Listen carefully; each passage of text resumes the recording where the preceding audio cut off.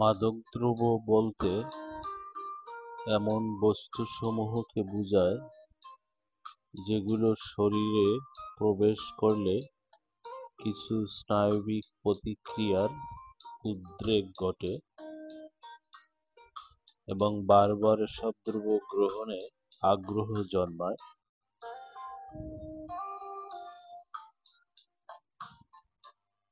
নেশাদায়ক পদার্থের মধ্যে nicotine, morphine, heroin, LSD, cocaine প্রভৃতি প্রধান।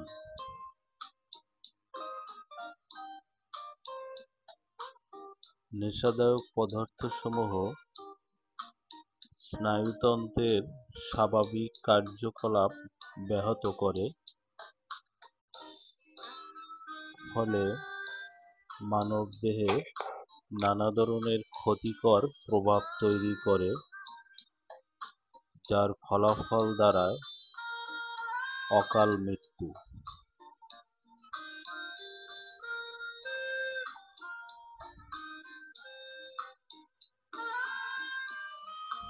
নেশাদায়ক পদার্থগুলোকে প্রধানত দুটি ভাগে ভাগ করা যায়।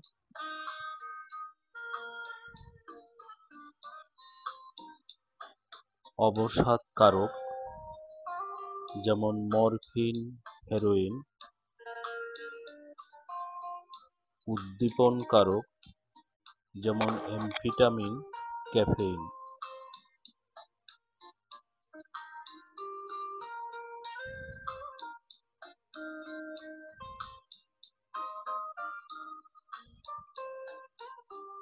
মাদকের ইংরেজি প্রতিশব্দ হল ড্রাগ। এই শব্দটি চিকিৎসা সংক্রান্ত ঔষধ থেকে শুরু করে অবৈধ মাদকদ্রব্য উভয়কেই বোঝাতে পারে।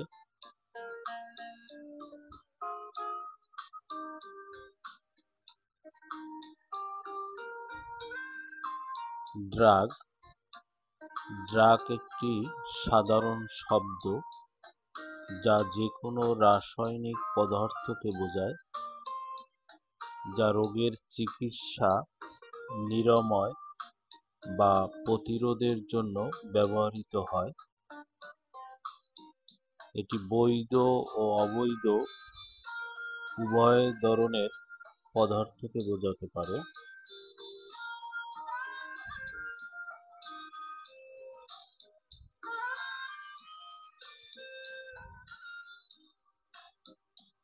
নার্কোটিক এই শব্দটি সাধারণত এমন মাদককে বোঝায় যা সাধারণত অচেতনতা বা পক্ষাঘাত সৃষ্টি করে।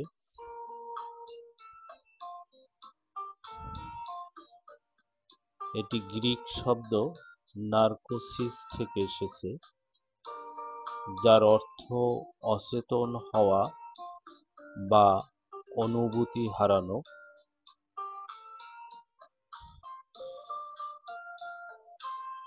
ইলিসিট ড্রাগ এই শব্দটি বিশেষভাবে অবৈধ মাদকদ্রব্যকে বোঝায়।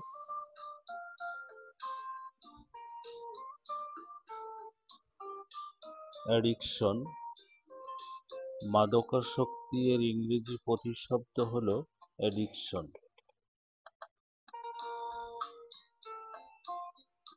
ওপিওয়েড মাদকের আরও একটি প্রকার, যেমন হেরোইন, যা ওপিওয়েড নামক শ্রেণীর অন্তর্ভুক্ত।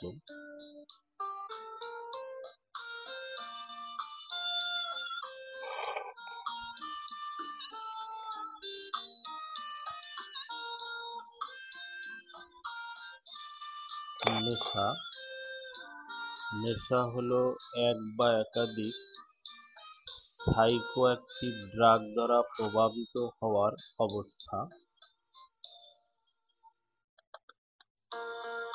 এটি বিষ খাওয়ার কারণে বা সাধারণভাবে ক্ষতিকারক পদার্থের অতিরিক্ত সেবনের ফলে সৃষ্ট প্রভাবগুলিকেও উল্লেখ করতে পারে।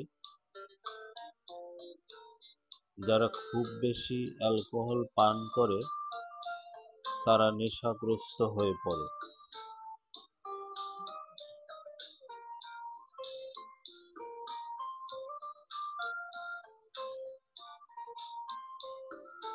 নেশার কিছু সমর্থক শব্দ হল মত্ততা, মাদকের প্রতি ঝোঁক, আসক্তি, মাদকতা এবং বাতিক। এই শব্দগুলো বিভিন্ন প্রসঙ্গে ব্যবহৃত হতে পারে, যেমন মাদক দ্রব্যের প্রতি আসক্তি বা কোনো কিছুতে অতিরিক্ত ঝোঁক বোঝাতে।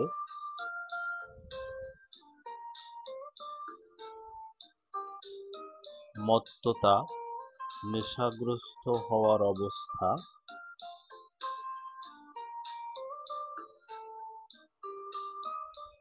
মাদকতা, মত্ত বা নেশাগ্রস্ত করার শক্তি। আসক্তি,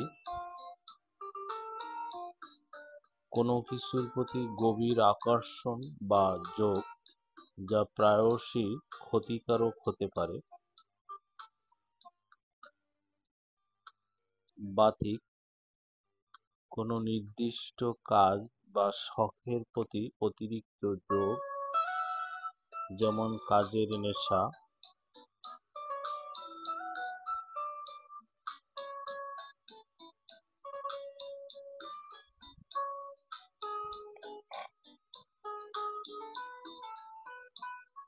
মাদকের ইতিহাস সুপ্রাচীন এবং এর মূল ধারণাটি গ্রিক শব্দ নার্কোসিস থেকে এসেছে, যার অর্থ অসাড় করা বা সংজ্ঞাহীন করা। সময়ের সাথে সাথে মাদক বলতে এমন সব পদার্থকে বোঝানো হয়েছে যা স্নায়বিক প্রতিক্রিয়া সৃষ্টি করে এবং নেশা তৈরি করে, যার মধ্যে নিকোটিন, মরফিন, হেরোইন, এলএসডি এবং কোকেইনের মতো পদার্থগুলো অন্তর্ভুক্ত।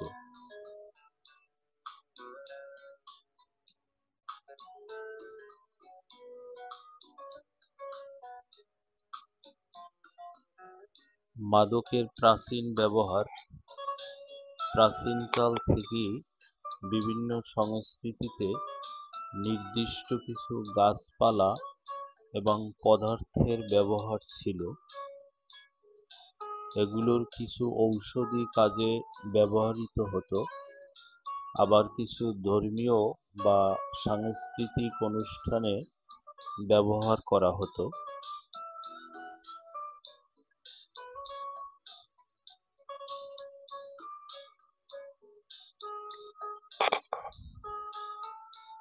মাদকের আবিষ্কার ও এর অপব্যবহার।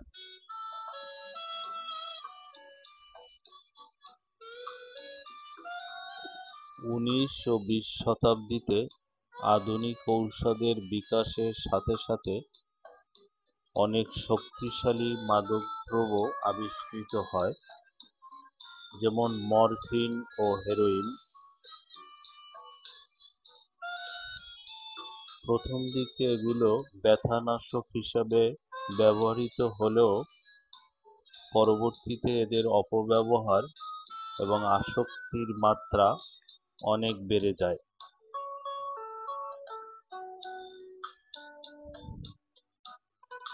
আইন ও নিয়ন্ত্রণ। মাদকের অপব্যবহার যখন একটি বড় সমস্যা হয়ে দাঁড়ায়, তখন বিশ্বের বিভিন্ন দেশে এর ব্যবহার নিয়ন্ত্রণ এবং প্রতিরোধ করার জন্য আইন প্রণয়ন করা হয়।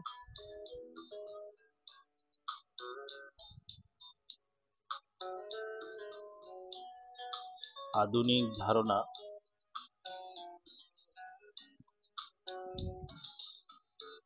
বর্তমানে মাদক বলতে বোঝায় সেই সব পদার্থ যা গ্রহণ করলে মস্তিষ্কের রাসায়নিক পদার্থের পরিবর্তন ঘটে এবং বারবার ব্যবহারের ফলে আসক্তি তৈরি হয়।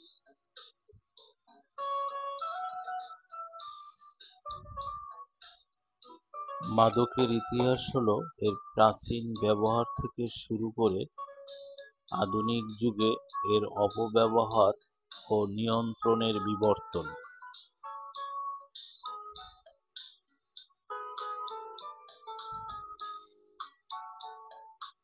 মাদকের প্রভাবে শারীরিক ও মানসিক স্বাস্থ্যের অবনতি, আসক্তি এবং প্রত্যাহারজনিত বিভিন্ন উপসর্গ দেখা দেয়,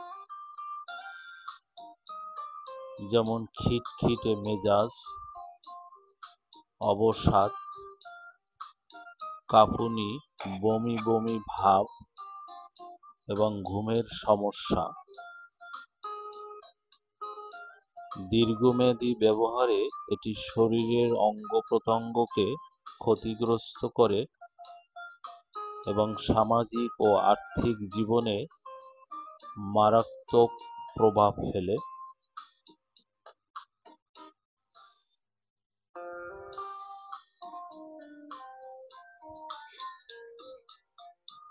গর্ভাবস্থায় মায়ের মাদকাসক্তি হলে শিশুর জীবনে গুরুতর ও জীবন হুমকি স্বরূপ প্রভাব পড়তে পারে,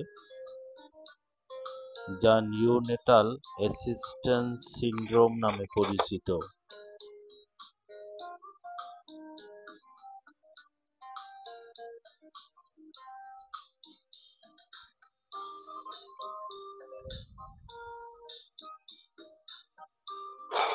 মাদকের শারীরিক প্রভাব।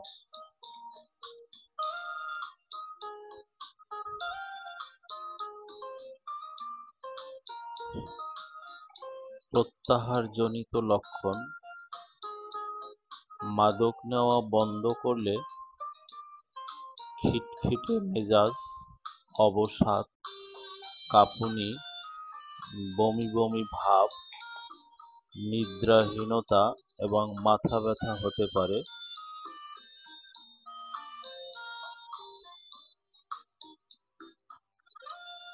অঙ্গ-প্রত্যঙ্গের ক্ষতি: দীর্ঘমেয়াদী মাদক সেবন শরীরের বিভিন্ন অঙ্গ-প্রত্যঙ্গ যেমন ফুসফুস, লিভার এবং হৃৎপিণ্ডের উপর ক্ষতিকর প্রভাব ফেলে।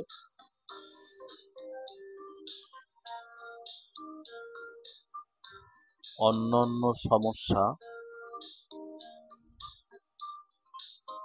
মাদক সেবনের কারণে রোগ প্রতিরোধ ক্ষমতা কমে যেতে পারে, যা বিভিন্ন সংক্রামক রোগের ঝুঁকি বাড়ায়।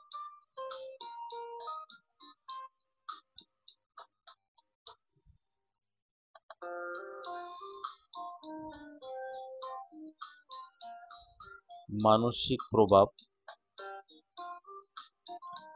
মানসিক চাপ ও অবসাদ: মাদকাসক্তির মানসিক চাপ ও অবসাদের কারণ হতে পারে এবং এটি আসক্ত ব্যক্তির জীবনকে আরও জটিল করে তোলে।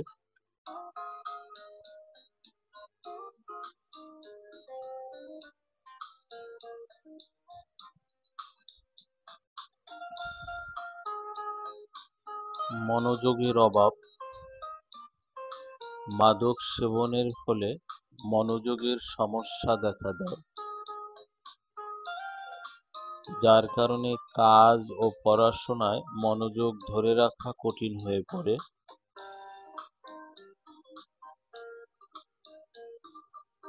বিভ্রান্তি: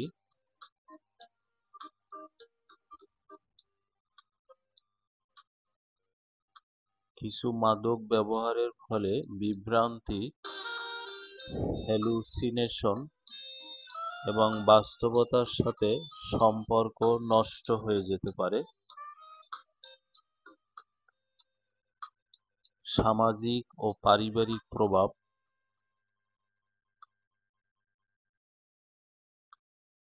সামাজিক বিচ্ছিন্নতা, আসক্তির কারণে সামাজিক সম্পর্ক নষ্ট হয়ে যায় এবং প্রায়শই মানুষ একা হয়ে পড়ে।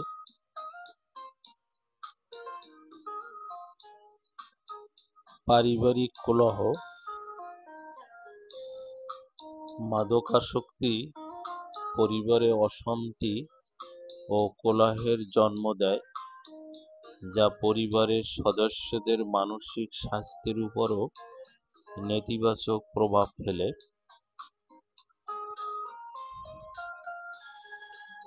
আর্থিক ক্ষতি, মাদকদ্রব্য কেনার জন্য বিপুল পরিমাণ অর্থ ব্যয় হয়, যা আসক্ত ব্যক্তির ও তার পরিবারের উপর আর্থিক চাপ সৃষ্টি করে।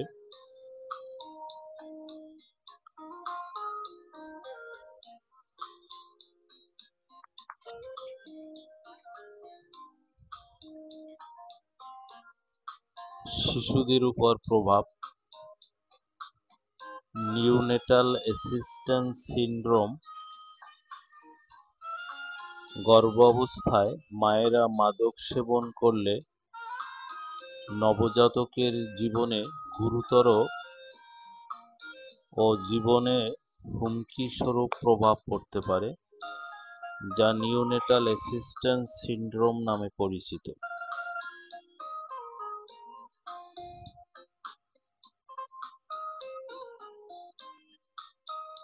শারীরিক ও মানসিক বিকাশ, মাদক আসক্তি মায়ের শিশুরা শারীরিক ও মানসিক বিকাশে বিভিন্ন সমস্যার সম্মুখীন হতে পারে।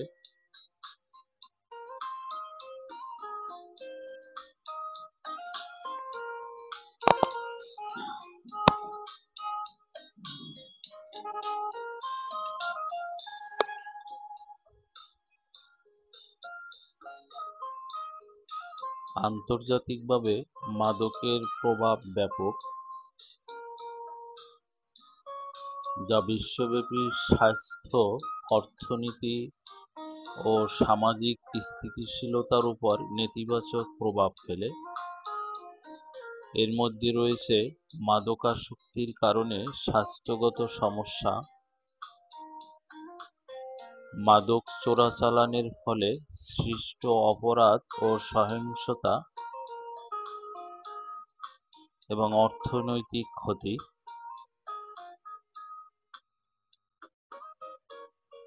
মাদকের বিস্তারে বিভিন্ন দেশের মধ্যে অস্থিতিশীলতা তৈরি করে এবং আন্তর্জাতিক অপরাধ চক্রগুলোকে শক্তিশালী করে তোলে।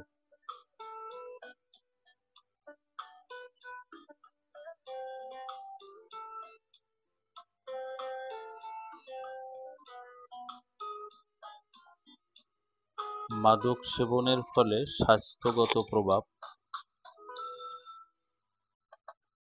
মাদকাসক্তি এটি একটি মানসিক এবং শারীরিক নির্ভরতা সৃষ্টি করে, যার ফলে শরীর ও মন মাদকের উপর নির্ভরশীল হয়ে পড়ে।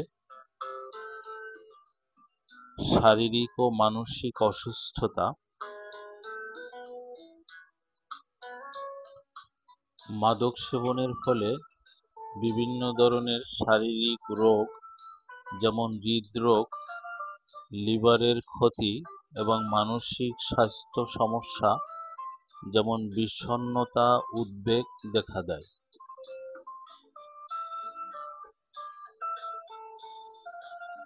মাদকের অর্থনৈতিক প্রভাব, অপরাধ ও সহিংসতা,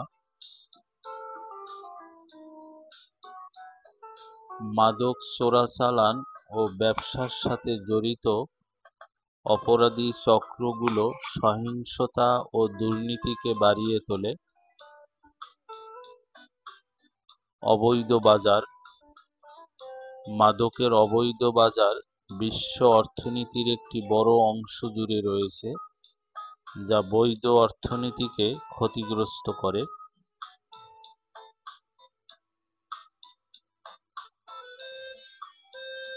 আইনি ও চিকিৎসা ব্যয়, মাদক সংক্রান্ত অপরাধ এবং চিকিৎসার জন্য ব্যয় হওয়া অর্থের পরিমাণ অনেক বেশি।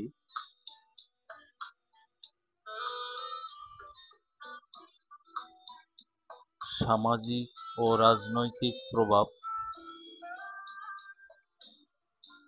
সামাজিক অস্থিরতা, মাদকাসক্তি পরিবার ও সমাজে ভাঙন সৃষ্টি করে এবং সামাজিক কাঠামোকে দুর্বল করে দেয়।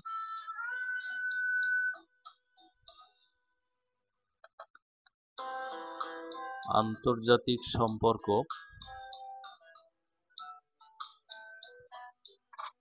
মাদক চোরাচালান বিভিন্ন দেশের মধ্যে সম্পর্ককে প্রভাবিত করে এবং আন্তর্জাতিক অপরাধীদের কার্যক্রমকে উৎসাহিত করে।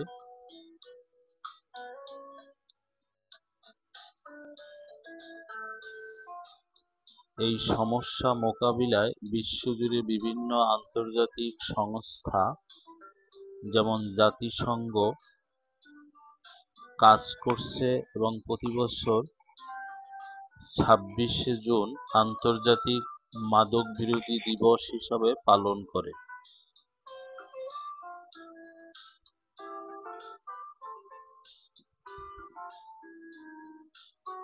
জাতিসংঘের সাধারণ পরিষদ 7 ডিসেম্বর 1987 তারিখে সিদ্ধান্ত নেয় যে প্রতি বছর 26 জুন আন্তর্জাতিক মাদক বিরোধী দিবস মাদকদ্রব্য অপব্যবহার ও অবৈধ পাচার বিরোধী আন্তর্জাতিক দিবস পালন করা হবে।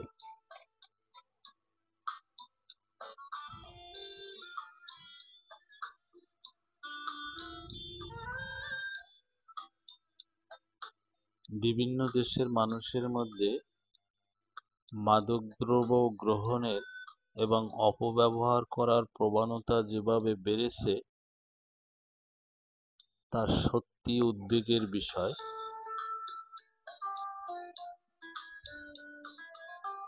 সামাজিক সুস্থতা বজায় রাখতে মানুষকে মাদকের কুপ্রভাব থেকে মুক্ত করতে এই দিবস আরও সচেতন করে।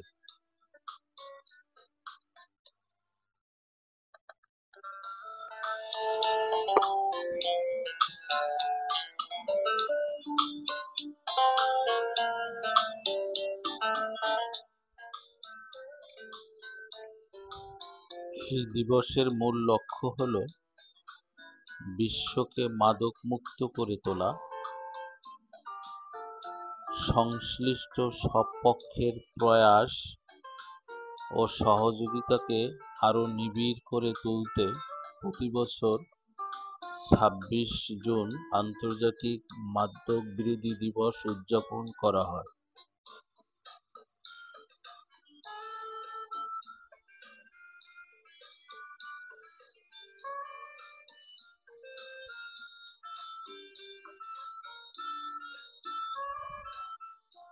জাতিসংঘ বিভিন্ন সংস্থার মাধ্যমে মাদকের অপব্যবহারের বিরুদ্ধে লড়াই করে। ইউএনওডিসি বা জাতিসংঘের মাদক ও অপরাধ বিষয়ক কার্যালয়ে অবৈধ মাদকের বিরুদ্ধে লড়াইয়ের নেতৃত্ব দেয়। পাশাপাশি এটি একটি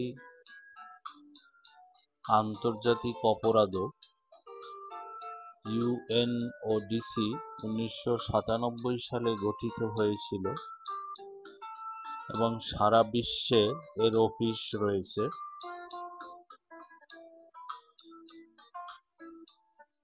জাতিসংঘ বিভিন্ন বিষয় সম্পর্কে জনসচেতনতা বৃদ্ধি, সরকার এবং আন্তর্জাতিক সংস্থাগুলির সমর্থন পেতে, পাশাপাশি গুরুতর সমস্যা এবং উদ্বেগ মোকাবেলায় ব্যক্তি ও সম্প্রদায়কে সম্পৃক্ত করার জন্য আন্তর্জাতিক এ দিবস পালন করে।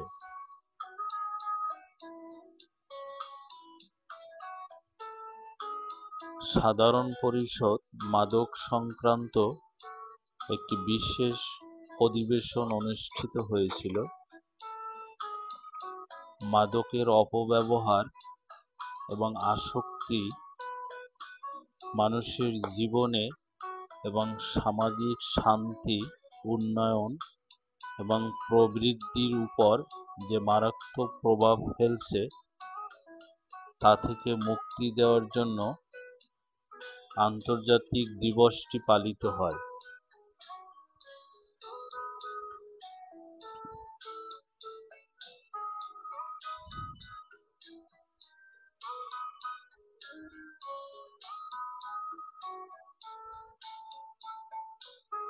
এক গবেষণায় দেখা যায় বিশ্বের প্রায় 20 কোটি মানুষ নিষিদ্ধ মাদক গ্রহণ করে।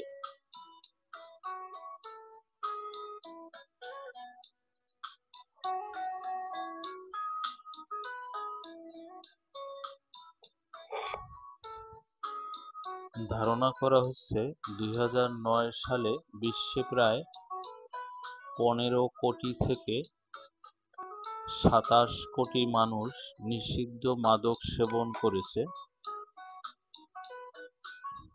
এর মধ্যে গাঁজা সেবনকারীর সংখ্যা 13 কোটি থেকে 20 কোটি।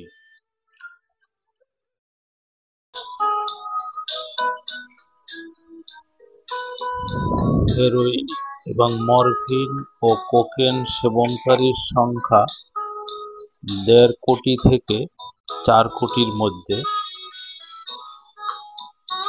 আর ইনজেকশনের মাধ্যমে যারা মাদক নেন তাদের সংখ্যা 1 কোটি থেকে 2 কোটি।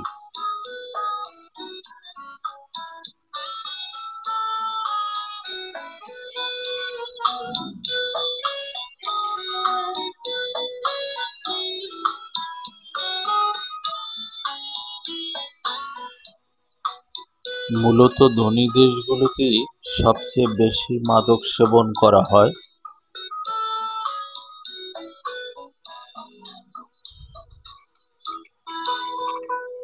তবে যে সকল গরিব দেশ মাদক উৎপাদন করে তাদের মাঝেও মাদক সেবনের প্রবণতা বেশি। এর ফলে ওই দেশগুলোতে স্বাস্থ্য ঝুঁকি খুব বেশি বলেও জানা যায়।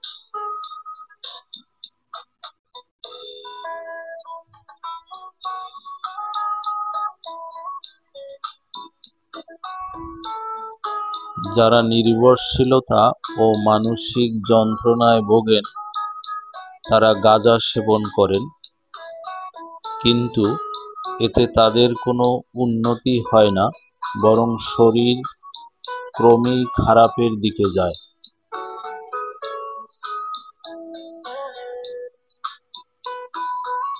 নৈতিক অবনতি এবং কম নির্ভরশীলতার কারণে অনেকেই হেরোইন এবং মরফিন সেবন করেন। আর যারা ইনজেকশনের মাধ্যমে মাদক গ্রহণ করতে একই সুর বারংবার ব্যবহার করেন তাদের মাঝে এইচআইভি ও হেপাটাইটিস ভাইরাসের লক্ষণ দেখা যায়।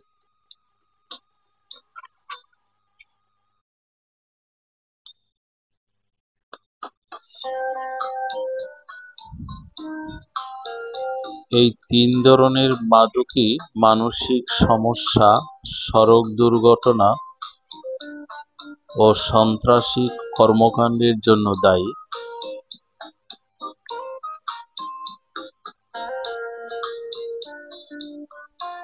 আন্তর্জাতিকভাবে মাদক প্রতিরোধের উপায়গুলোর মধ্যে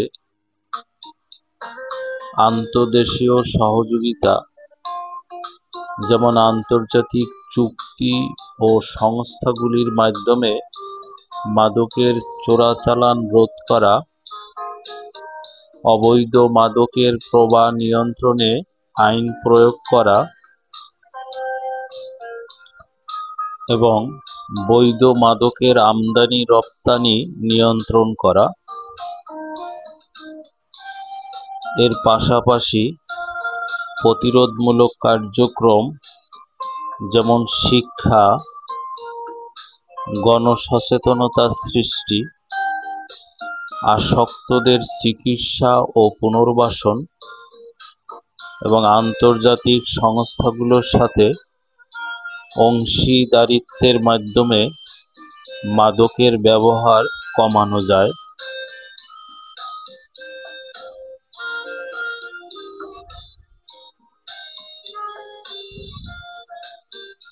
প্রধান উপায়সমূহ: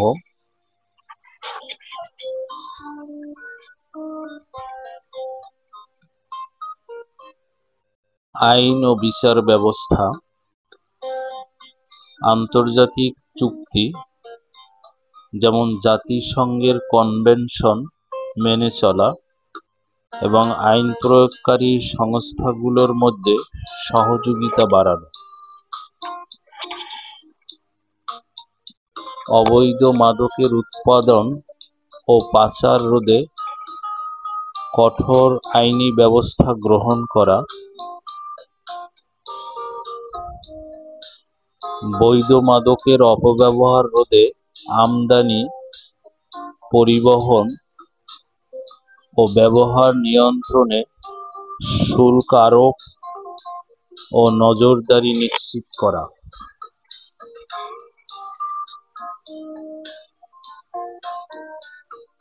মাদক নিয়ন্ত্রণে প্রতিরোধমূলক কার্যক্রম,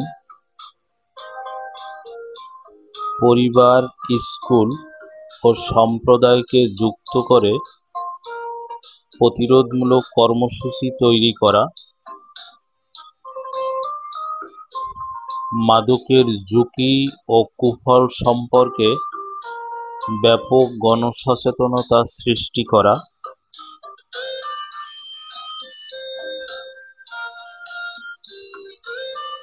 শিক্ষামূলক প্রচার অভিযান ও কর্মশালার আয়োজন করা।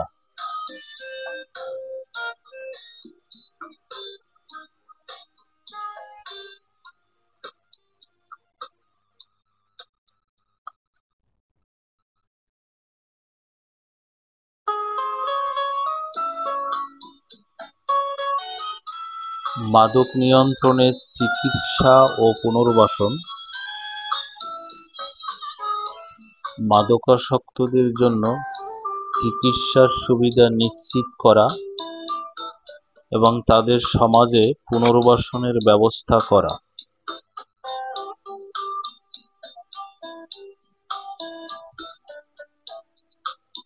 মাদক নিয়ন্ত্রণে আন্তর্জাতিক সহযোগিতা।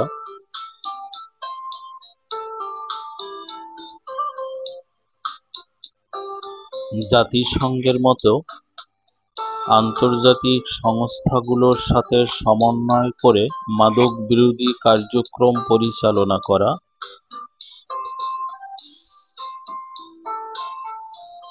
বিভিন্ন দেশের আইন প্রয়োগকারী সংস্থাগুলোর মধ্যে তথ্য আদান প্রদান এবং যৌথ অভিযান পরিচালনা করা।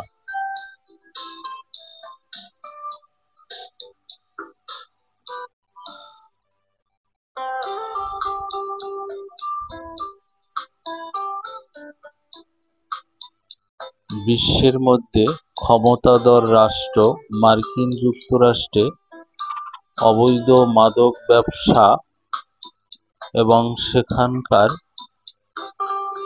সার্বিক পরিস্থিতি।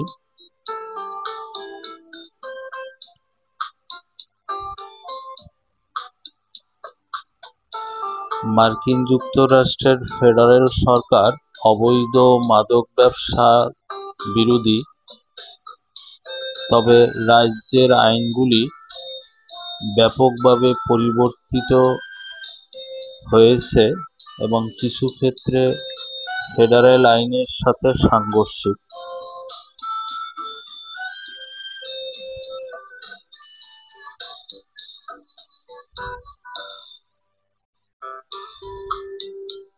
অর্গানাইজেশন অফ আমেরিকান স্টেটস অনুমান করেছে যে 2013 সালে মার্কিন যুক্তরাষ্ট্রে কোকেন বিক্রির আয় ছিল $34 বিলিয়ন।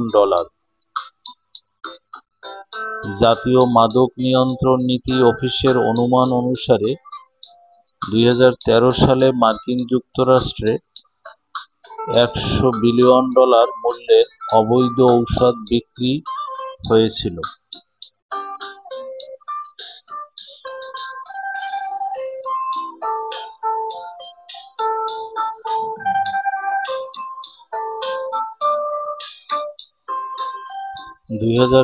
সালের অর্থবছরে মাদক সম্পর্কিত মোট 19,066টি মামলা রিপোর্ট করা হয়েছিল, যার মধ্যে 18,939টি মাদক পাচারের ঘটনা। মাদক পাচারের বেশিরভাগ অপরাধ, যার পরিমাণ 98.1%, 60টি নির্দিষ্ট ধরনের মাদকের সাথে জড়িত।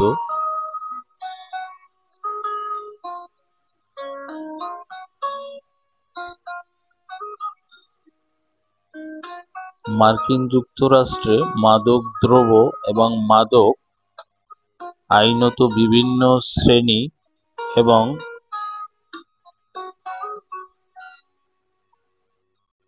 বিভিন্ন ধরনের পদার্থ হিসাবে বিবেচিত হয়।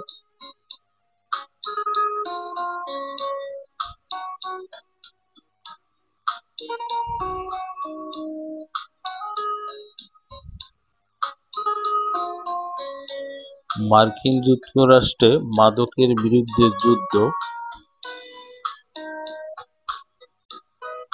মাদকের বিরুদ্ধে যুদ্ধ শব্দটি সাধারণত অংশগ্রহণকারী দেশগুলির সহায়তায় মার্কিন সরকার কর্তৃক গৃহীত নিষিদ্ধকরণ, বিদেশি সামরিক সহায়তা এবং সামরিক হস্তক্ষেপের প্রচারণার ক্ষেত্রে ব্যবহৃত হয় এবং এর লক্ষ্য অবৈধ মাদক ব্যবসাকে সংজ্ঞায়িত করা এবং হ্রাস করা।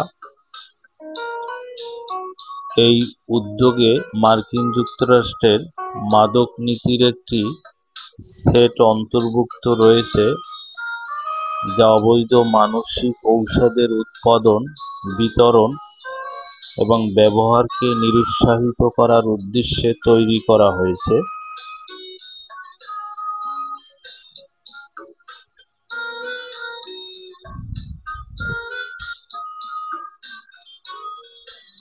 অপ্রাপ্তবয়স্কদের মধ্যে মাদকের ব্যবহার। মার্কিন সরকারের সাম্প্রতিককালে মাদক ব্যবহার ও স্বাস্থ্য বিষয়ক জাতীয় জরিপ জানিয়েছে যে জরিপের আগের 12 মাসে দেশব্যাপী 12 থেকে 17 বছর বয়সী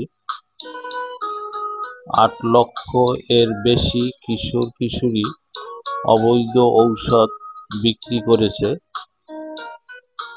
মার্কিন রোগ নিয়ন্ত্রণ ও প্রতিরোধ কেন্দ্র কর্তৃক সাম্প্রতিককালে যুবঝুঁকি আচরণ জরিপ জানিয়েছে যে দেশব্যাপী 25.4% শিক্ষার্থীকে স্কুলের সম্পত্তিতে কেউ অবৈধ ঔষধ সরবরাহ, বিক্রি বা দেওয়া হয়েছে।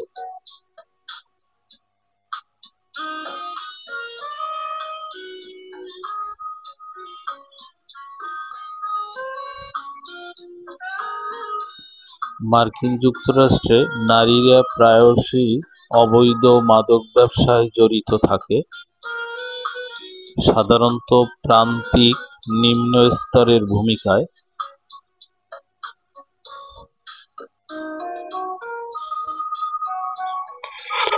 চোরাচালান।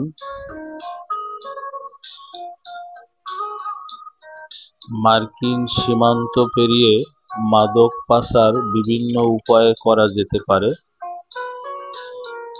প্যাকেজগুলি মানুষ বহন করতে পারে অথবা গাড়ি, ট্রাক এবং রেলগাড়ি, লুকানো বগি, নৌকা এবং সাবমেরিন সমুদ্র সীমানা ভেদ করে।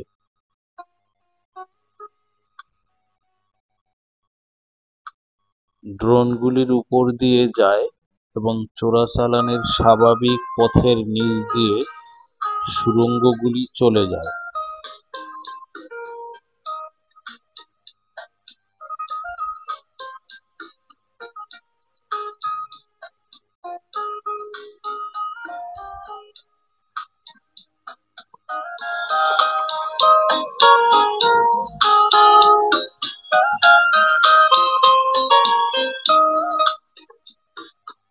ইউরোপের বিভিন্ন দেশে মাদকের ব্যবহার এবং এর বিরুদ্ধে নীতি ভিন্ন, তবে কিছু দেশে মাদকের ব্যবহার উল্লেখযোগ্যভাবে বেশি, বিশেষ করে বিনোদনমূলক ব্যবহারের ক্ষেত্রে।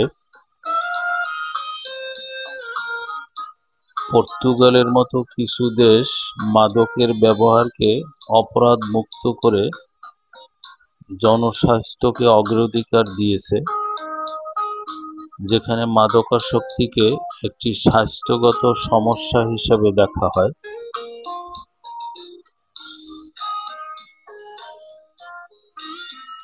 বিনোদনমূলক ব্যবহার। ইউরোপে বিনোদনমূলক বা বিনোদনের উদ্দেশ্যে মাদকের ব্যবহার সাধারণ, যেখানে ডাক্তার বা স্বাস্থ্য বিশেষজ্ঞের পরামর্শ ছাড়া বিভিন্ন ধরনের মাদক ব্যবহার করা হয়।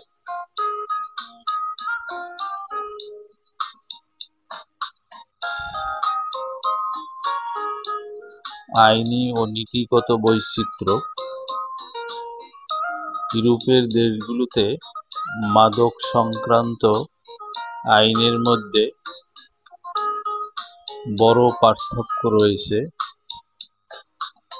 কিছু দেশ ব্যক্তিগত ব্যবহারের জন্য মাদককে অপরাধমূলক বলে গণ্য করে, আবার কিছু দেশ মাদকের ব্যবহারকে নিরুৎসাহিত করতে জনস্বাস্থ্য ভিত্তিক নীতি গ্রহণ করেছে।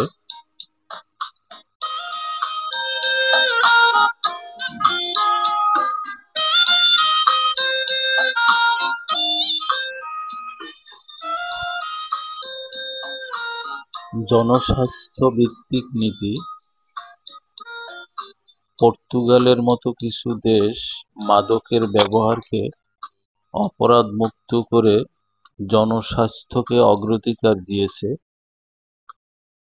এই নীতিগুলোতে মাদকাসক্তিকে জনস্বাস্থ্য সম্পর্কিত সমস্যা হিসাবে দেখা হয়, যার সমাধানে চিকিৎসার উপর জোর দেওয়া হয়।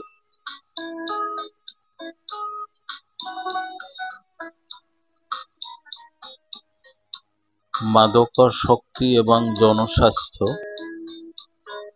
জনস্বাস্থ্য ভিত্তিক নীতিগুলো প্রায়শই মাদকাসক্তির কারণে সৃষ্ট সমস্যা, যেমন HIV/AIDS-এর মতো রোগের বিস্তার রোধে কার্যকর ভূমিকা পালন করে।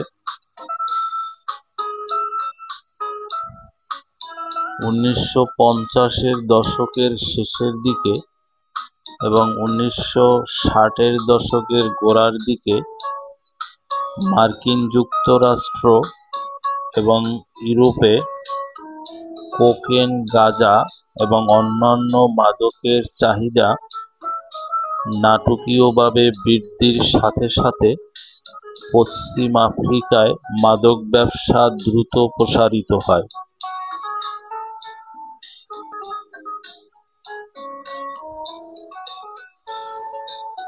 এর ফলে দুটি স্বতন্ত্র বাণিজ্য পথের সম্প্রসারণ ঘটে, যার দুটি পশ্চিম আফ্রিকার মধ্য দিয়ে যায়। একটি পথ পশ্চিম আফ্রিকা থেকে দক্ষিণ আফ্রিকা, ইউরোপ এবং এশিয়ায় স্থানীয়ভাবে উৎপাদিত গাঁজা রপ্তানি করত। অন্য বাণিজ্য পথটি ল্যাটিন আমেরিকা থেকে কোকেন এবং আফগানিস্তান এবং দক্ষিণ পূর্ব এশিয়া থেকে হেরোইন ইউরোপ এবং মার্কিন যুক্তরাষ্ট্রে পরিবহন করত।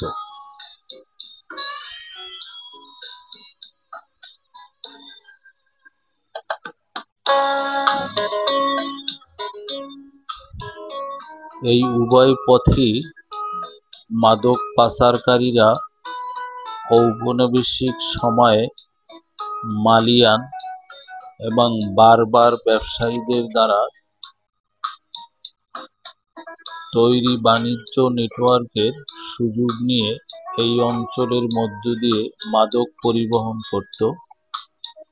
সেই সাথে ল্যাটিন আমেরিকা এবং দক্ষিণ পশ্চিম এশিয়া থেকে ইউরোপ এবং মার্কিন যুক্তরাষ্ট্রের একটি মধ্যবর্তী স্টপ হিসাবে পশ্চিম আফ্রিকার বৃহত্তর ভৌগোলিক অবস্থানের সুযোগ নিয়েছিল।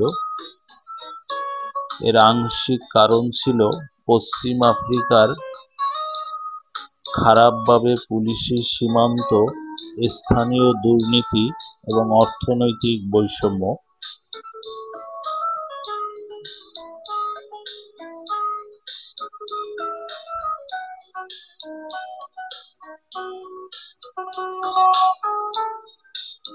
প্রথমে মাদকদ্রব্য অল্প পরিমাণে পাচার করা হতো, কিন্তু সময়ের সাথে সাথে এবং মাদকের চাহিদা বৃদ্ধি পাওয়ার সাথে সাথে পশ্চিম আফ্রিকার দেশগুলিতে,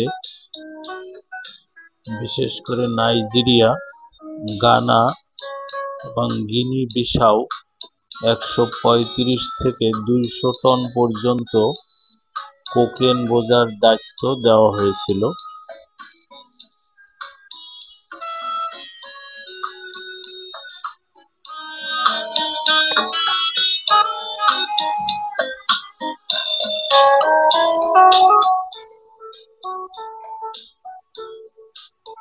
মাদকের ইতিহাসবিদ ইমানুয়েল আকিয়েমপং এর মতে, পশ্চিম আফ্রিকায় গাঁজাজাত দ্রব্য বিংশ শতাব্দীর মাঝামাঝি আগে থেকেই বিদ্যমান ছিল।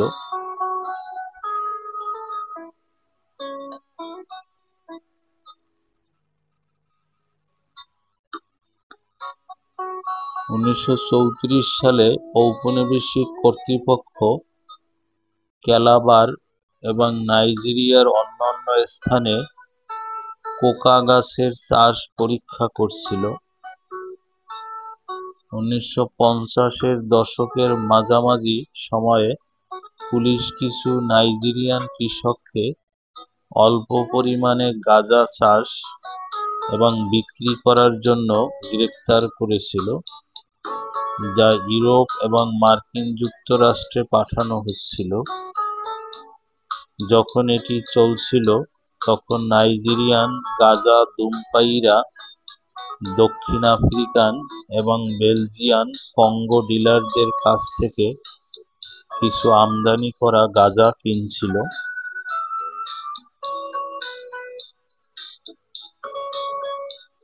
1952 সালে পাচারের জন্য পশ্চিম আফ্রিকার প্রথম নথিভুক্ত ব্যবহার শুরু হয়, যখন মার্কিন কর্মকর্তারা লক্ষ্য করেন যে লেবাননের একটি সিন্ডিকেট পুলিশের হাত ধরা না পড়ার জন্য এবং ইউরোপীয় বাণিজ্য রুটে কর্মকর্তাদের তদন্ত এড়াতে পশ্চিম আফ্রিকার হেরোইন লুকিয়ে রাখছে।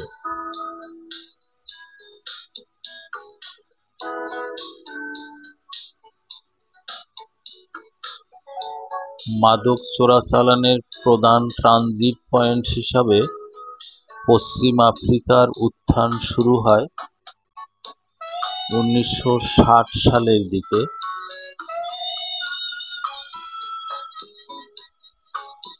যখন বিটলস এবং সুইং লন্ডন জনপ্রিয় ছিল এবং যুক্তরাজ্য এবং ইউরোপের অন্যান্য অংশের যুবক যুবতীরা অবৈধ মাদক চাইতেন।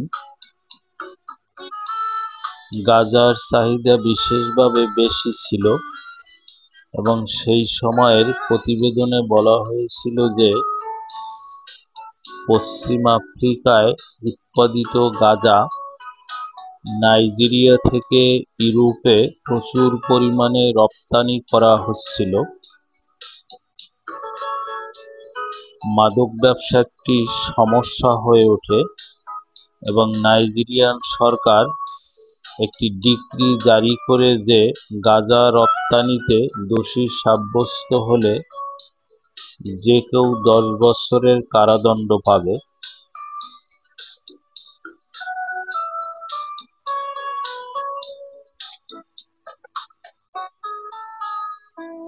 (1980) সাল পর্যন্ত অনেক নাইজেরিয়ান এবং কিছু গানার ব্যবসায়ী তাদের নিজস্ব শর্তাবলী অনুসারে ব্যবসা করতেন।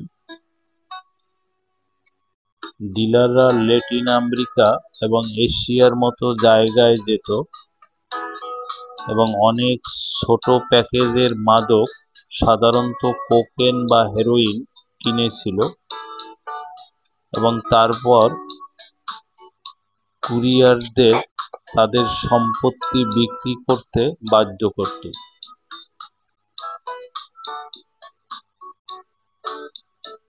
ধারণা করা হচ্ছে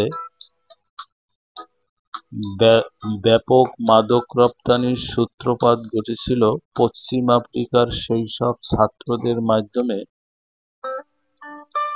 যারা ইউরোপীয় ইউনিয়ন এবং মার্কিন যুক্তরাষ্ট্রে বসবাস করত এবং তাদের শিক্ষা অনুদানের অর্থ প্রদান করতে ব্যর্থ হতো এবং তারপর নাইজেরিয়ান নৌ অফিসারদের দ্বারা প্রশিক্ষণের জন্য নিয়োগ করা হতো, যারা ভারতে অবস্থান করত এবং তাদের কেনা হেরোইন সরবরাহ করত এবং তারা যে দেশে বাস করত সেখানে ফিরিয়ে আনত।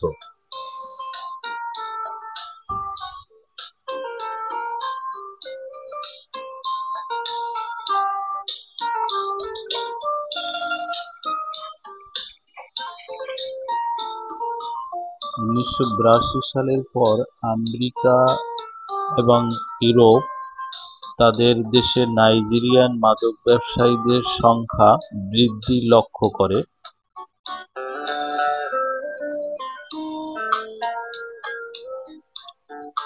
মাদক সংক্রান্ত অপরাধের জন্য আমেরিকা 21 জন নাইজেরিয়ানকে গ্রেপ্তার করে এবং তারপরে আরও অনেককে গ্রেপ্তার করে।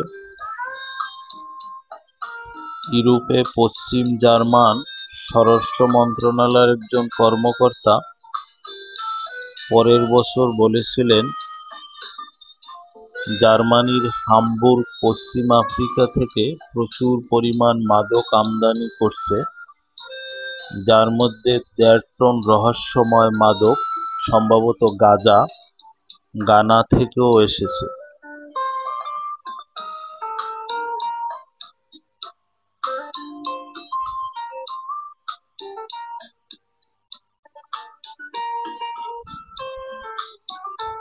(1998) থেকে 2009 সাল পর্যন্ত ইউরোপে কোকেনের ব্যবহার দ্বিগুণ হয়ে যায় এবং ফলস্বরূপ ল্যাটিন আমেরিকা মাদক কার্টেল এবং পশ্চিম আফ্রিকান ডিলাররা পশ্চিম আফ্রিকার উপকূলে প্রবেশ এবং প্রস্থানকারী বিমান এবং নৌকাগুলির সুযোগ নিয়ে মাদক পরিবহনকে সহজতর করার জন্য একটি জোট গঠন করে। এরপরে স্থানীয় পশ্চিম আফ্রিকান জাতিগত সম্প্রদায়ের মাধ্যমে উত্তর আমেরিকা এবং ইউরোপে মাদক ছড়িয়ে দেওয়া হয়েছিল, যাদের প্রতিষ্ঠিত নেটওয়ার্কগুলির মাধ্যমে মাদক পরিবহনের জন্য সরঞ্জাম এবং সম্পদ ছিল।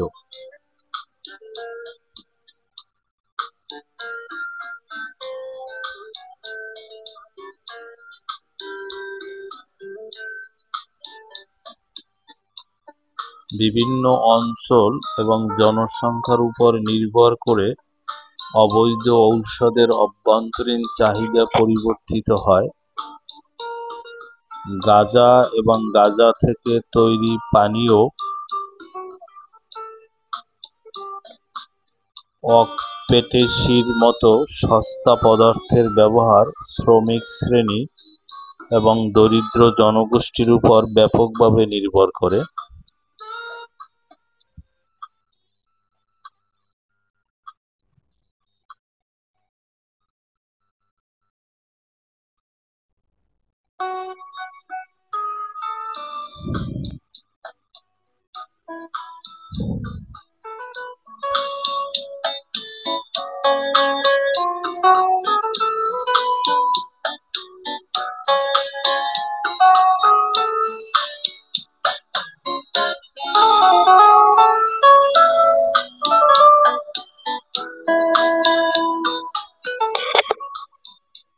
আন্তর্জাতিকভাবে মাদক নিয়ন্ত্রণ। আন্তর্জাতিক পর্যায়ে পরিচালিত পাচারকারী সংগঠন এবং পশ্চিম আফ্রিকার অনেক দেশে ছোট আকারে মাদক পাচারকারী ব্যবসায়িক কার্যক্রমের ক্রমবর্ধমান উপস্থিতি বিভিন্ন ধরনের মাদকের স্থানীয় বাজারকে উদ্দীপিত করেছে।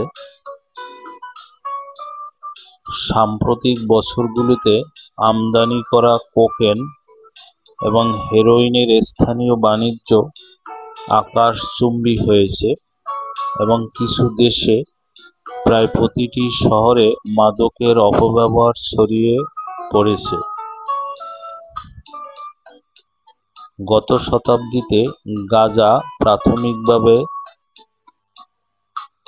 তার হ্যাশিশ আকারে চাষ করা একটি অলাভজনক মাদক থেকে স্থানীয়ভাবে বিক্রি করা এবং পূর্বে কোকেন এবং হেরোইনের জন্য ব্যবহৃত রুটে পাচার করা মাদকে রূপান্তরিত হয়েছে।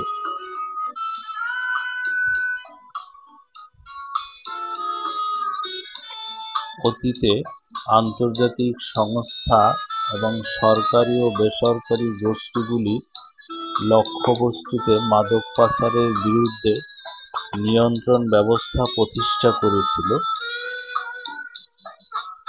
পশ্চিম আফ্রিকার মাদক বাণিজ্যের প্রধান সরবরাহকারী দেশগুলো ঐতিহাসিকভাবে পশ্চিম আফ্রিকার সরকারগুলিকে শাস্তিমূলক নীতি প্রতিষ্ঠা এবং আন্তর্জাতিক রুট নিয়ন্ত্রণের জন্য কঠোর পদ্ধতি অনুশীলন করার জন্য চাপ দিয়েছে।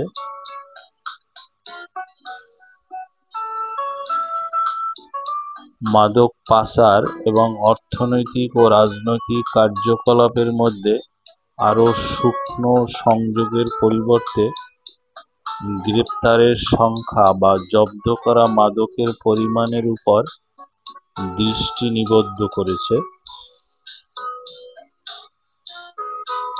গ্রেপ্তার এবং জব্দের এই ফোকাস পশ্চিম আফ্রিকার মাদক বাণিজ্যের আকারের উপর খুব কম প্রভাব ফেলছে বলে দেখা গেছে এবং পাচারকারীরা কেবল ধ্বংসাত্মক এবং গোপন করার নতুন পদ্ধতি ব্যবহার করতে বাধ্য হয়েছে।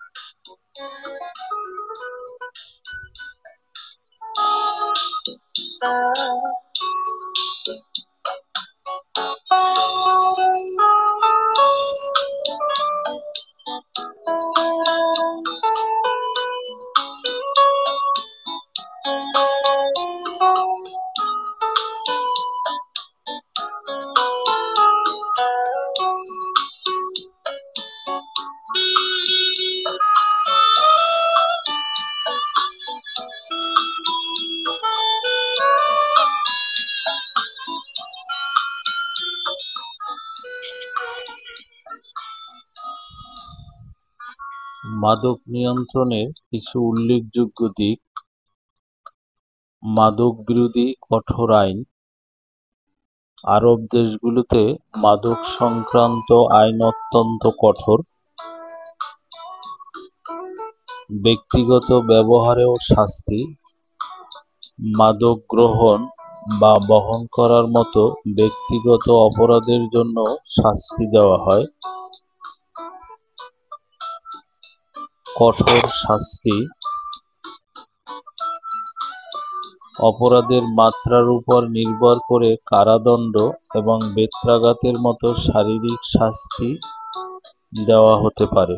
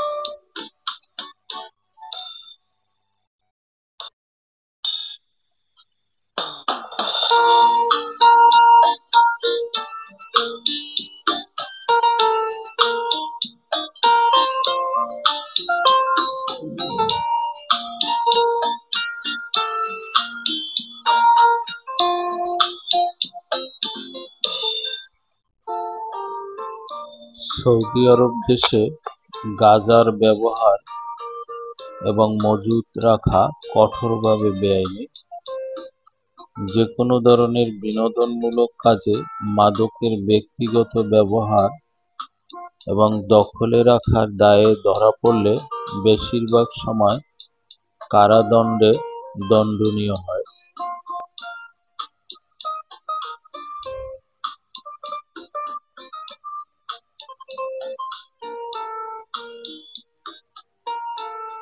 বিদেশি নাগরিকদের জন্য সাধারণত শিথিল রয়েছে।